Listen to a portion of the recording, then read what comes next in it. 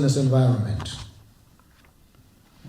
And we say to you, your success will be our success as well.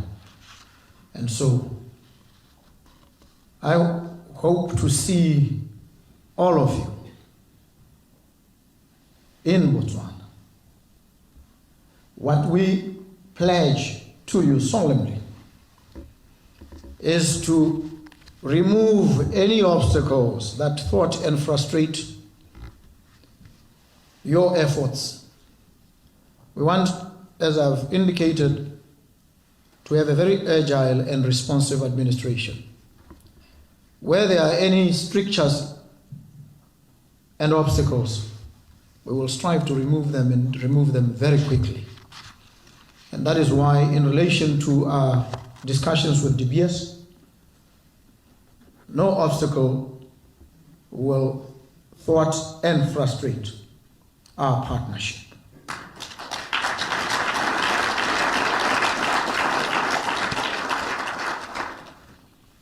We've said we are informed by human rights. We are committed to this.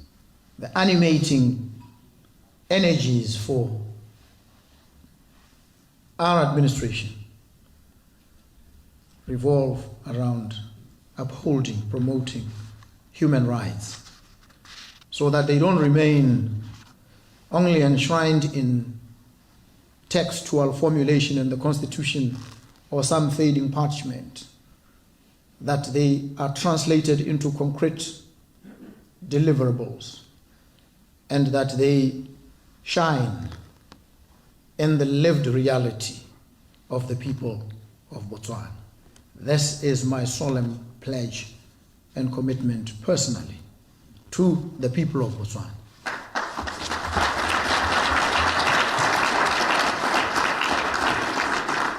Let us make it the sheet anchor of all our efforts and all our business actions in Botswana.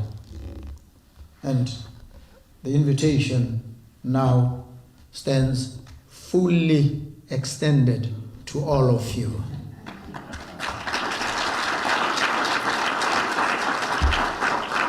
And let me close by thanking and recognizing the young people, the students who are doing research, generating much needed knowledge, giving us insights into what the blind spots are. And in Botswana and under administration, we want you to tell us the truth so that we know where the niggling challenges are, the better for us to organize ourselves better and address them fully. So thank you so very much. Thank you, ladies and gentlemen.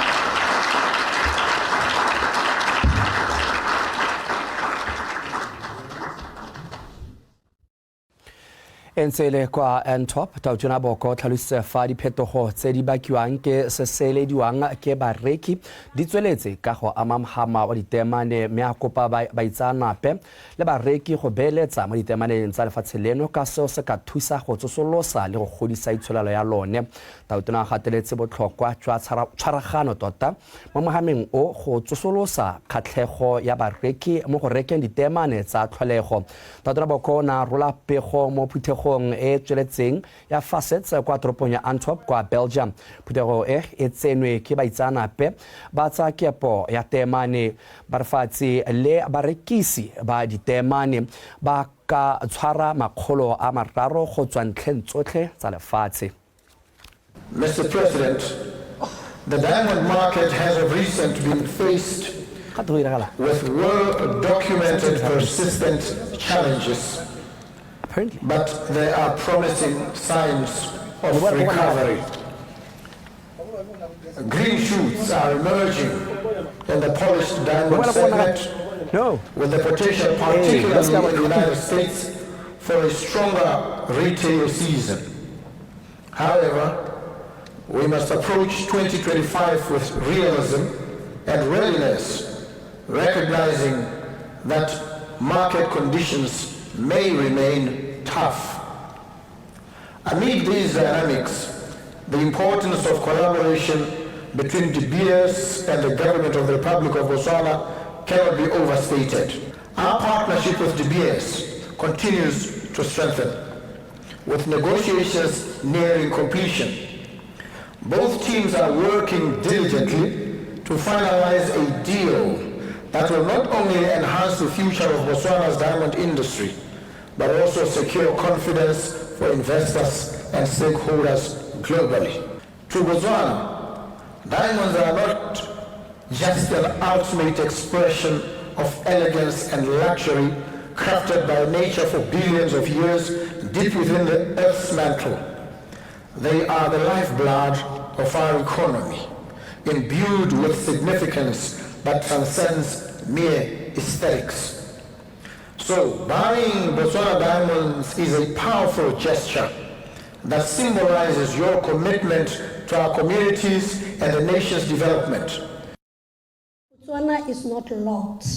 We are centrally located. Logistic-wise, we are an opportunity. Take advantage of that. Without taking much of your time, I'd like to call upon to the podium one of our own. Her name is same as mine, and I don't know, I think we have similarities in thinking. Even, yeah, Ms. Mpuga, Chief of People, the BS Group. She's done a lot for us as a country, not just Botswana. She represents the region as in South Africa and Namibia. But we've seen a lot of cultural development, a lot of human capital development through her. I'd like to call her upon to the podium to give us a brief of what Mr. President was saying by long-term standing partnerships. Malebo. It is a coincidence, ladies and gentlemen.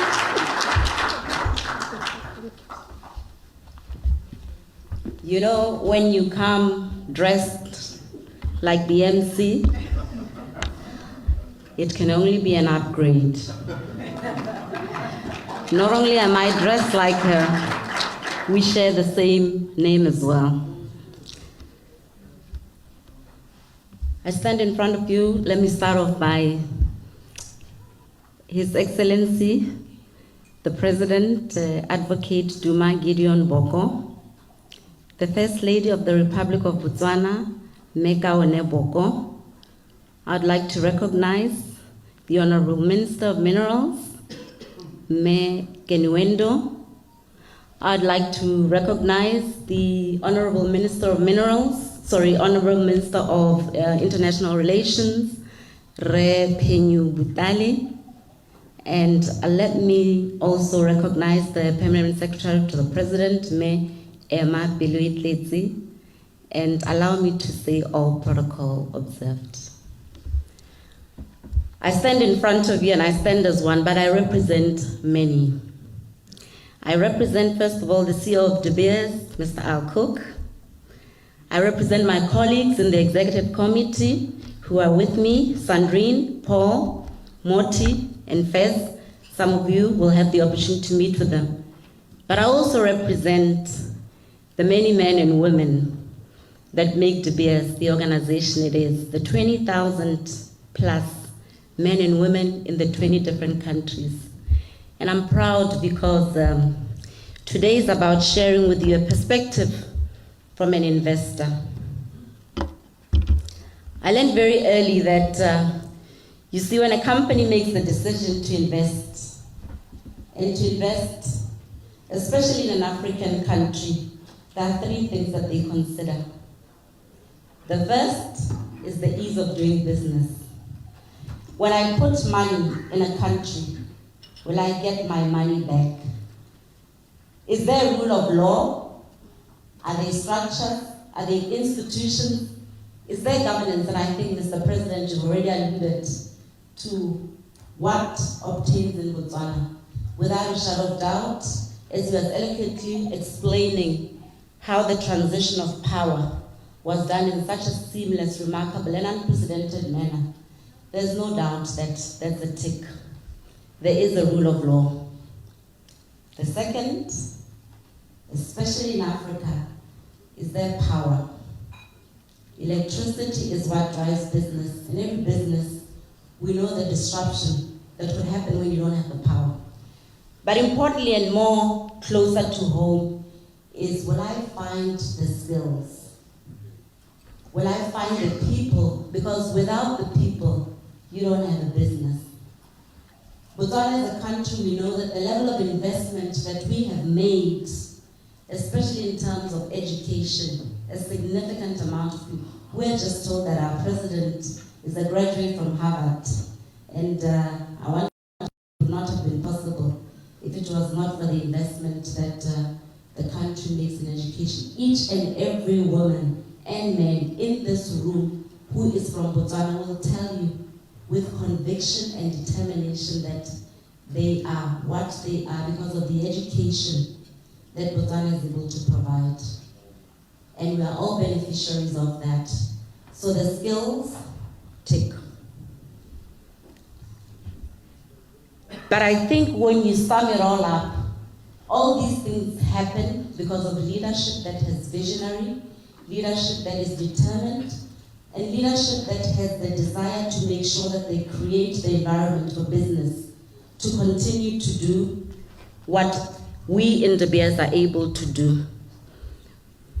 And so the visionary leadership will continue without a doubt under your leadership, Mr. President. So it is not a surprise that companies like ourselves in De Beers have spent and continue to operate in Botswana. We have more than 55 years operating in Botswana. It started off with a mine. Partners over the years is producing responsibly into the demand that we see in the market. And we work with our partners in Botswana, in Namibia, in South Africa, elsewhere, to ensure that we produce responsibly with a real eye on the long-term value of diamonds. And that's really characterized these partnerships for decades. So if you look back a year ago, we said that we expected production to be between 29 and 32 million carats globally from De Beers. We've now reduced that by about 20%, down to 23 to 26 million carats. And as we come towards the end of the year, we're narrowing in on that. And I think it's really important that we do that because we have to understand that demand has come down over the course of the year. This is a challenging time in our industry. So we've been working in Botswana with Debswana to look at how we produce from Arapa and from Zhuareng. We've been working in Namibia, where we've been looking at what should the size of the fleet be that operates offshore, and should we remove some vessels there and reduce production there. We've been working in South Africa to look at the Venetia underground mine and how should we pace that underground mine to be responsibly developed. But the key here is that De Beers, as it always has done, will produce responsibly in a close partnership with Botswana and our other producing countries to ensure that we don't overproduce, we don't underproduce, but we produce towards prevailing demand. I think we need to start with some perspective on quite how challenging it is to find a diamond-bearing kimberlite. We in De Beers have spent more than $1 billion over the past couple of decades exploring for diamonds around the world. And across the industry in the 21st century, so here we are 24 years in, across the industry, how many diamond discoveries, commercial diamond discoveries, has the industry made? The answer is one. One in 24 years with billions of dollars of spend. So Mother Nature hid her diamonds very carefully. And we have to use every element of technology we have to try to find out where new diamond deposits could be. I think for the industry, we are entering a prolonged period of supply decreasing. I think supply peaked around about 2008, and we're now on a decline. So diamonds are becoming rarer. They were always rare, and they are becoming rarer. We continue to explore for diamonds in fewer countries than we used to. Even 2 years ago, we were in Canada, we were in Brazil, we were in other places around the world exploring for diamonds. We're cutting that down. I'd like to mention 2 places that we're looking for diamonds. The first of those is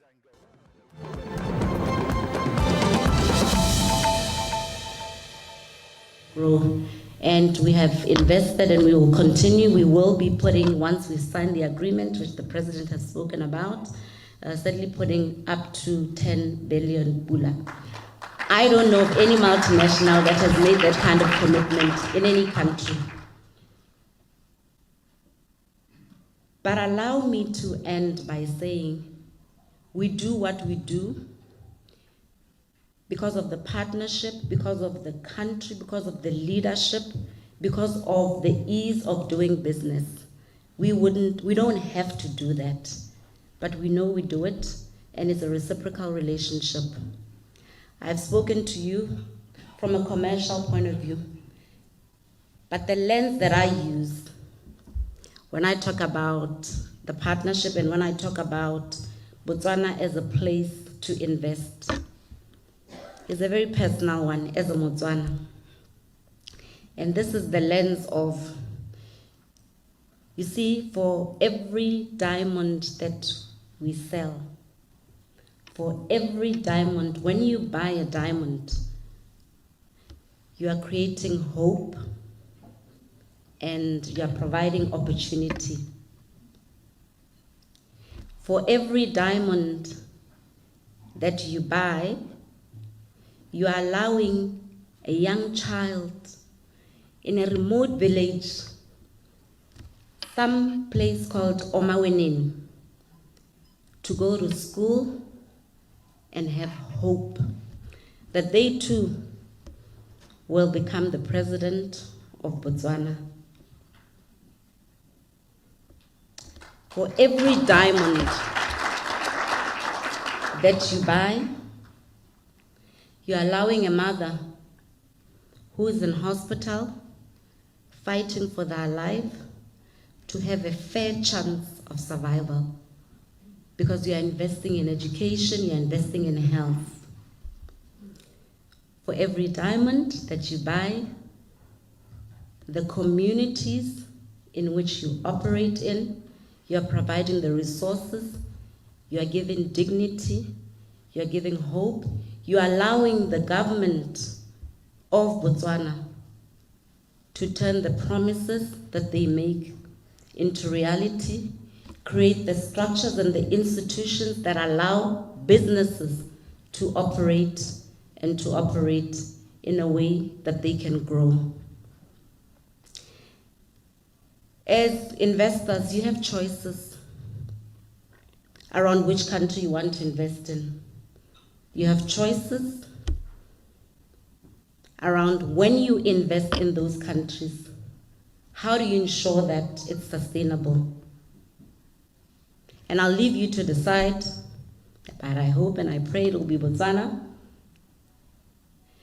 All I can say is that for us in De Beers, when we made the decision, and we continue to make the decision to invest in Botswana, we realized that beyond the shining, dazzling, exquisite jewelry that I'm wearing today, and the gift of love that comes when you buy a diamond, it is the gift of life that we leave, and the legacy in the communities and the governments and the countries in which we operate.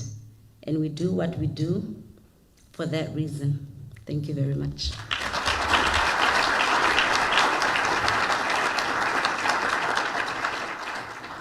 Thank you very much, Madam Boko. Thank you. I don't know, I can't repeat. She said it all. Spoke like a woman, spoke like a mother. I'd like for now to call upon Ambassador Masira Mwamba, who is going to moderate our panel discussion and she'll call upon the panelists. Thank you very much.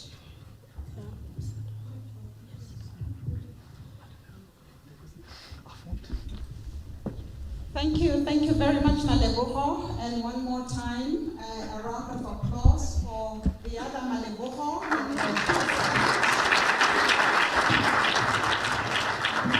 I'll share with you that we have yet another Maleboho who is a presidential advisor for business. So she's there too. So powerful women. For those of you that are entering grandmothering stage or grandfathering stage, if you need a name for a newborn, bright, elegant, well-spoken woman, there we go. Can I please invite my panel to come up, please, for this brief intervention? Excellencies, as you know, a dialogue implies that we are all going to be talking to each other. And so as we now get to the fireside chat that we wanted to have, I am going to please just take a seat randomly. We are running out of time, and so I'm going to invite you to just take a minute at each of the tables to have a dialogue amongst yourselves. What is it? What was your key takeaway from our president's speech? What is the key takeaway about doing business in Botswana? And I am also going to call on one of you randomly. So the conversation has to take place because you may have to share with us what you decided at your table. And I will also call upon our students and His Excellency, our President at the end to sum it all up as we finish this session. So we are very, very quickly going to go through just a snapshot of the type of investments, the type of interest that is being showcased in Botswana. But while I brief my panel on how quickly they've got to respond, you now get the chance to discuss, and the meter is running now. You have a minute plus.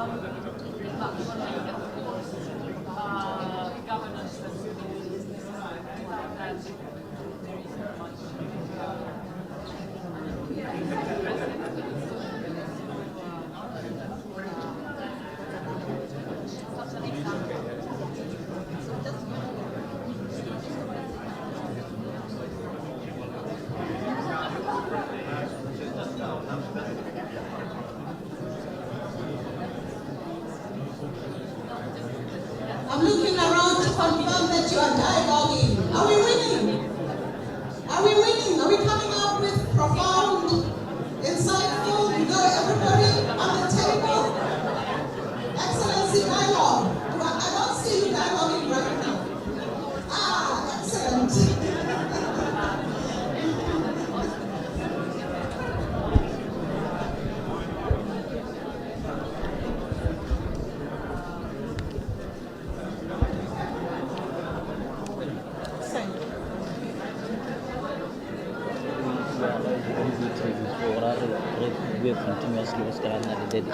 Okay, thank you so much.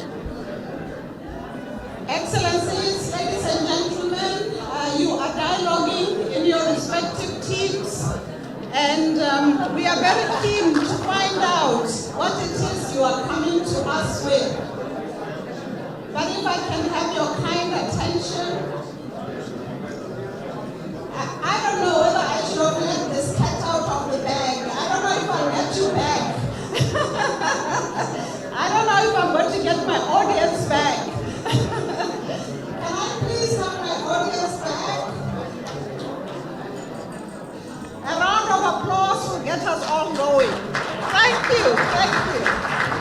Thank you very much. Thank you.